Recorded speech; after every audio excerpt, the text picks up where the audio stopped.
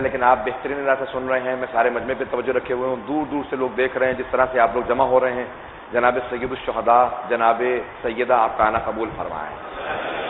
تو حضرات یہی دربار مأمون تھا اور جناب امام النحوم اپنے ممبر پہ بیٹھے ہوئے تھے. ایک مرتبہ سارے جو اس زمانے میں ادیان تھے, میں نے کہا نا کہ حدیث جمع کرنے کا دور تھا, مختلف علماء موجود تھے, جتنے آج فرقے موجود ہوں گے سارے بڑے بڑے علماء موجود تھے. ایک مرتبہ مأمون کے سامنے چور کو لایا گیا, یا معتصم کے سامنے چور کو لایا گیا, تو کہا کہ اس نے چوری کی ہے. کہا کہ تم نے چوری کی ہے؟ کہا ہاں میں نے چوری کی ہے.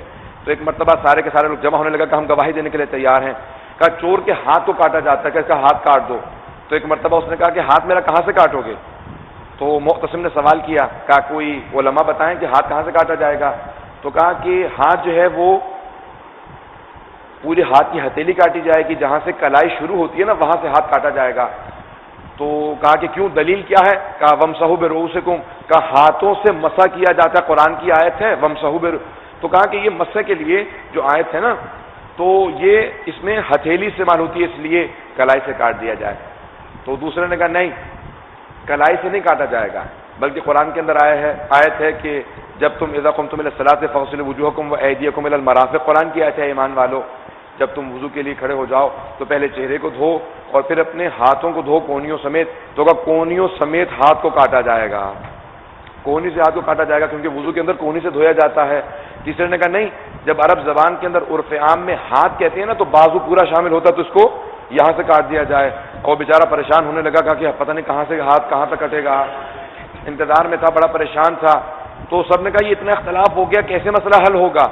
تو ایک مرتبہ سارے علماء دیکھنے لگے, کہا یہ جو بچہ ہے نا یہ سارے مسائل حل کرتا ہے.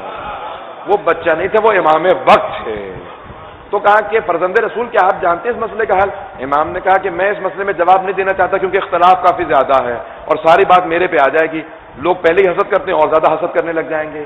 کہا کہ نہیں, آپ کو جواب دینا ہوگا کیونکہ یہاں پہ اختلاف ہے اور حل کرنے والے صرف آپ ہیں. امام نے کہا پھر سن, نہ ہاتھ بازو سے کاٹا جائے گا, نہ کوہنی سے, اور نہ ہی کلائی سے کاٹا جائے گا, صرف 4 انگلیوں کو کاٹا جائے گا.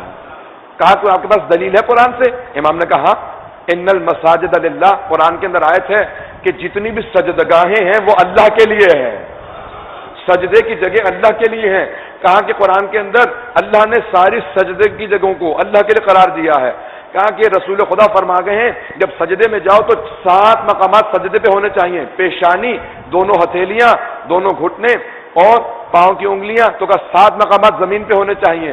اگر چور توبہ کر لے گا, نماز پڑھنا چاہے گا تو اللہ نے کہا کہ سجدے کی جگہ اس کے لیے ہے.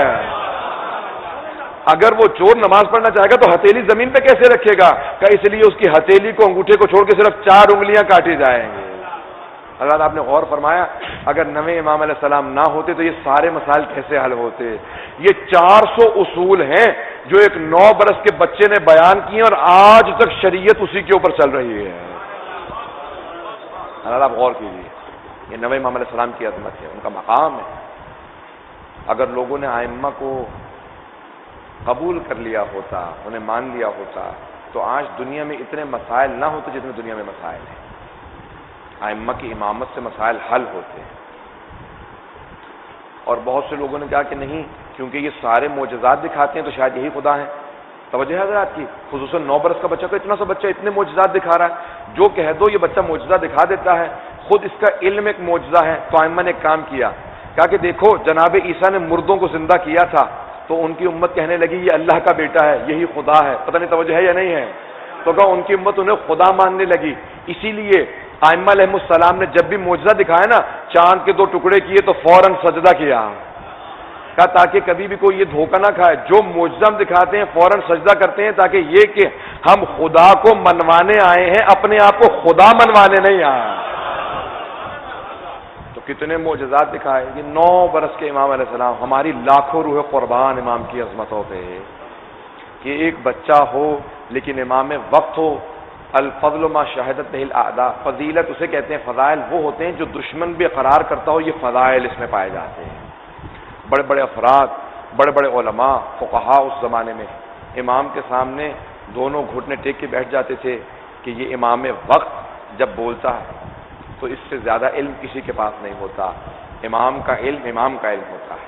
قرآن کے اندر کہا گیا ہے کہ ہم روز قیامت یوم ندعو کل اناس بامامہم، ہر امت کو اس کے امام کے ساتھ محشور کریں گے۔ امام علیہ السلام نے، نویں امام علیہ السلام نے قرآن کی آیات سے اپنی امامت پہ استدلال پیش کیا ہے، مسلسل استدلال پیش کیا۔ اب یہاں ضروری کیا چیز تھی؟